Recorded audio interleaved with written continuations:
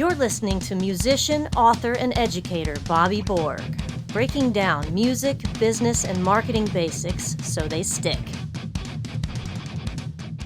Hey everybody, my name is Bobby Borg and welcome to USC's DIY podcast studio. And the topic for my discussion today is music attorney fees. And I'm going to break that down into three main areas: hourly, flat fee, and percentage of the deal.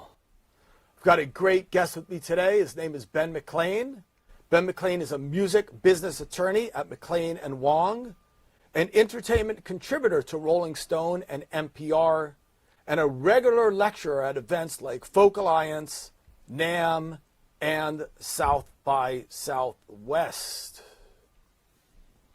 So hey you guys, music business attorneys are extremely important to your career. Among many things, they make sense of that complicated writing that you see in contracts called legalese. And of course, so much more.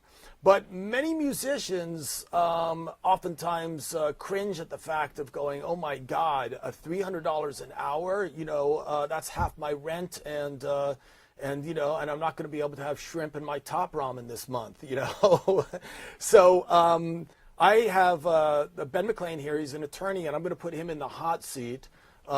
This is not, of course, directed to him, but he's going to try to explain the different fee structures and kind of help us to understand the costs associated with legal fees. So we're going to go ahead and start with number one, Ben, which is hourly.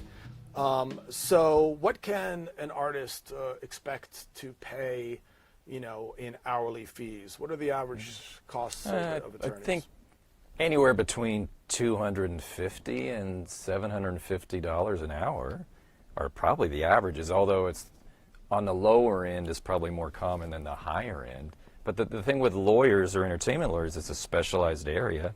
The people that are successful, they've been doing it a long time, and they're experts, and they invested a lot in their own career to get to where they were, so that's why they charge.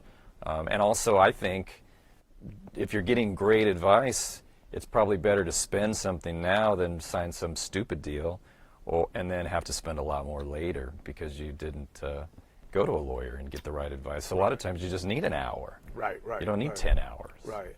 And I think, one of the things that artists need to put in perspective, because this happens to me as a consultant. I am not an attorney, but when people call me for consulting advice, they oftentimes are worried about, paying, the fees, and I'm like going, dude, you're getting $4,000 on this sync deal. You're worried about $150. I mean, come on, man.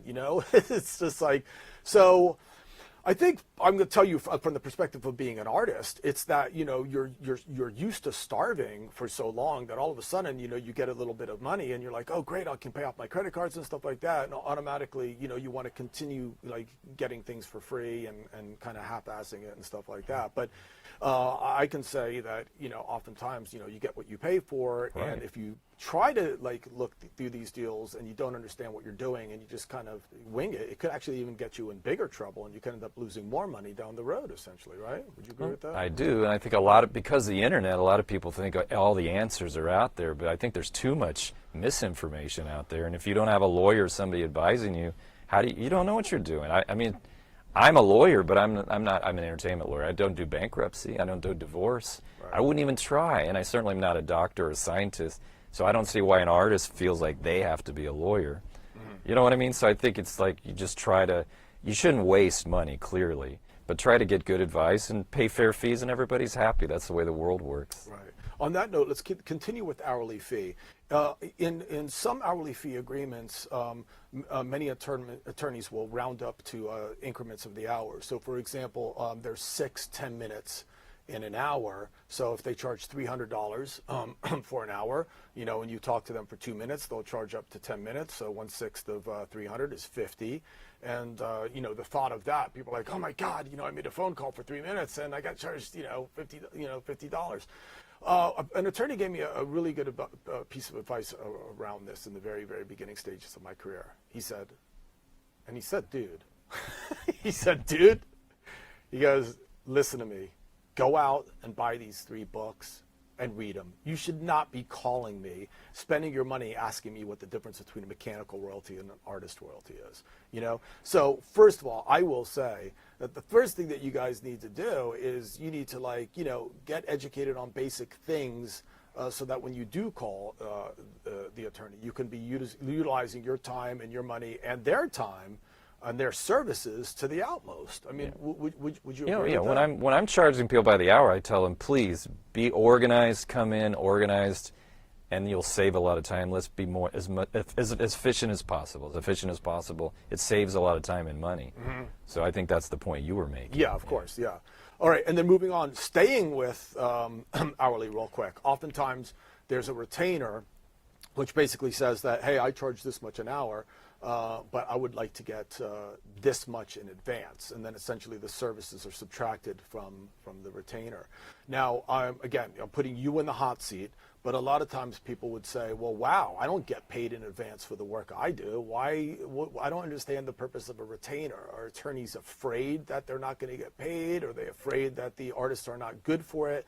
Like, what exactly is the purpose? I think, well, it's just like a lot of people, a contractor, or even a record producer, they want half the money up front. Most people, they don't want to take a risk, that, especially if they don't know you. Right. If they don't have a pre-existing relationship, yeah, you might take the service and skip town and not pay them. So it's just smart business to get some kind of installment, retainer up front, deposit, whatever you want to call it. I think that's just smart business. Okay. And probably because, lawyers have been ripped off and didn't want to go through that, just like everybody probably has. Right, sure. But again, we're not picking on artists per se. It's just an industry standard, really. Yeah. And also, as I'm pointing out, you guys, Ben is, we're very gracious for him being here today, and we're putting you in the hot seat. So you're answering a lot of questions for a lot of people out there, so I appreciate this. But I'm going to share an experience with you, and then maybe you can comment on it, because of course it's not fair to say this is a common thing.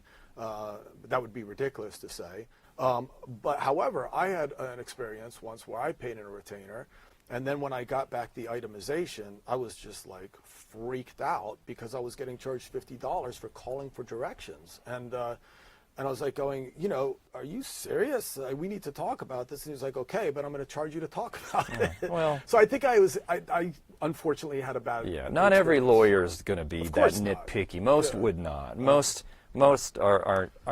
Well, I don't know if that's considered greedy or petty. Most aren't really like that. And most lawyers are busy. Hey, they don't really want all these calls for minutia. Right. They want something that's really materially important that they can help you with. Right.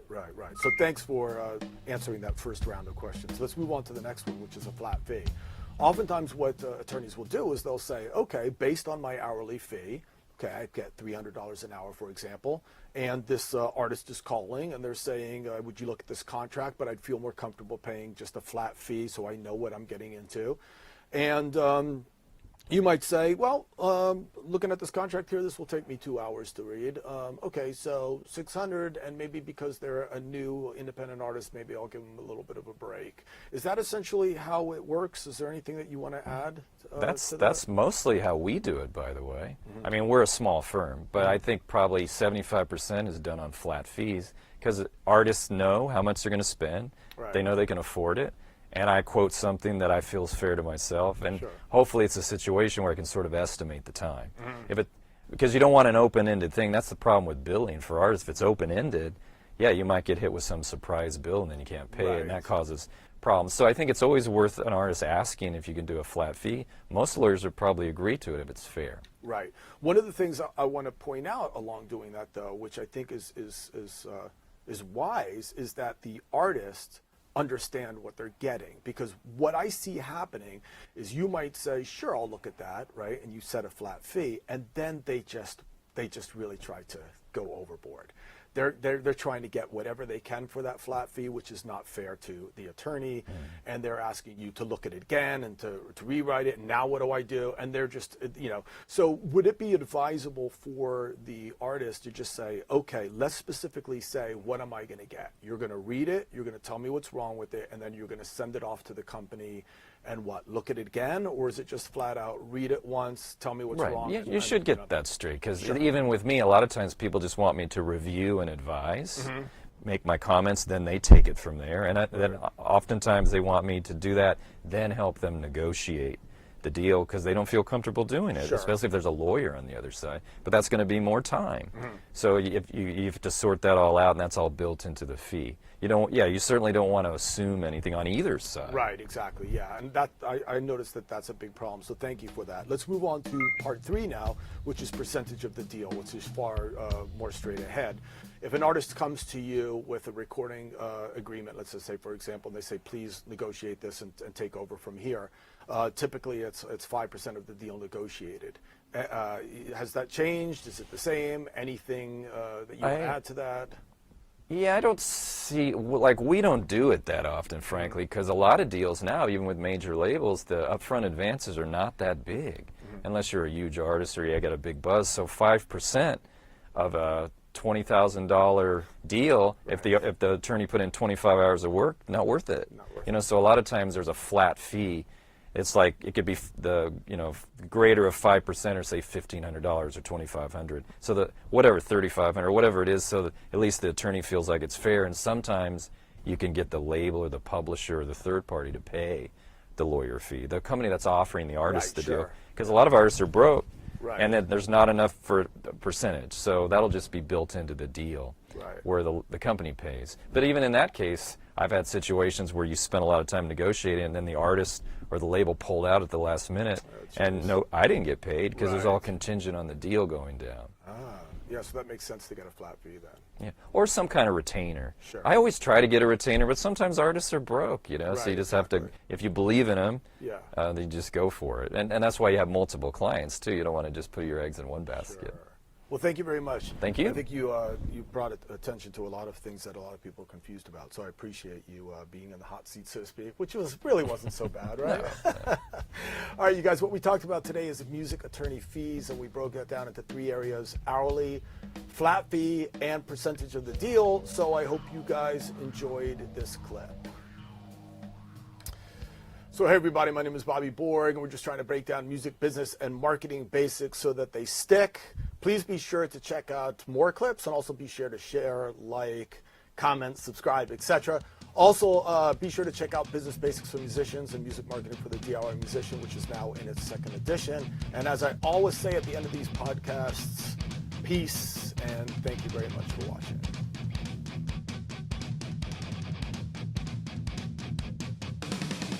So hey everybody, thank you very much for watching that video. Definitely interested to hear what you have to say, so please leave a comment below. Maybe you can tell us about some topics you'd like me to cover in the future, okay? So again, thanks very much you guys, and take care.